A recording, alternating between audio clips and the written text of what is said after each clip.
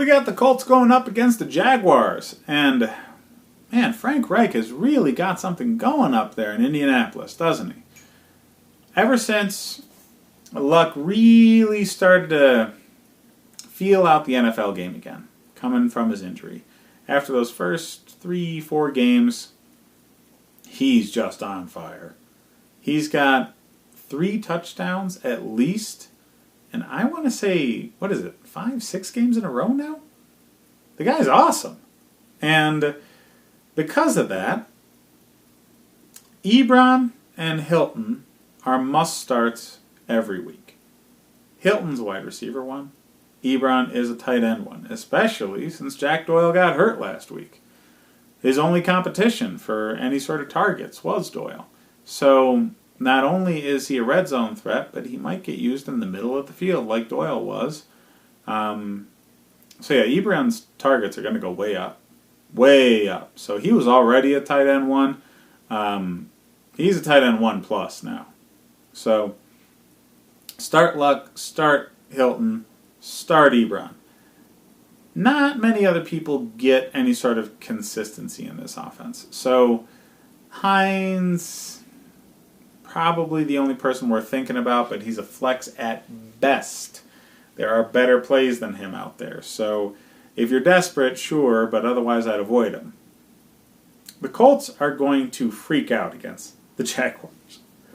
The Jaguars are reeling. They're benching Blake Bortles again? Who wouldn't, though? I mean, Bortles is terrible. He does not deserve the defense that he has on the opposite side of the ball. And the best player that they have, Fournette, is suspended for throwing punches last week against the Bills. Now, we saw the turnaround against Buffalo. He threw punches, got ejected. All of a sudden, a tie ball game turns into something where the Bills are just dominating. So, he means that much to this Jaguars team. If they weren't running the ball with Fournette, they weren't doing anything last week.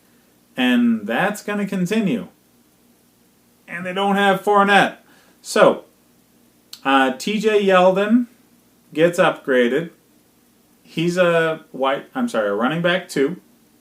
Because not only is he going to be the primary runner, but he is going to be a receiving threat, and they're going to be behind. He's not going to be as strong as he was early in the season. You know, they traded for another running back mid-season, so he's going to lose a lot of the straight-up-the-middle kind of runs, but not all of them. He's still the more talented back. So, from the Jaguars' perspective, TJ Yeldon is the only one worth playing. He is a running back 2. The Colts are going to destroy the Jaguars. It's not going to be close. And, it looks like they finally found their coach and quarterback combination up there in Indy. So I'm interested to see where this goes. They're going to easily be in the playoffs this year. They might win the division. It really depends on what goes on in Houston, but I think Houston's got it locked up. They've done well enough. But yeah, Indy's going to go to the playoffs, and they might do some damage. I mean, when you got Luck throwing the ball, you have a chance in any game. So this is going to be a tough one to watch for Jags fans, all 3 of you. But yeah, the Colts are going to have some fun.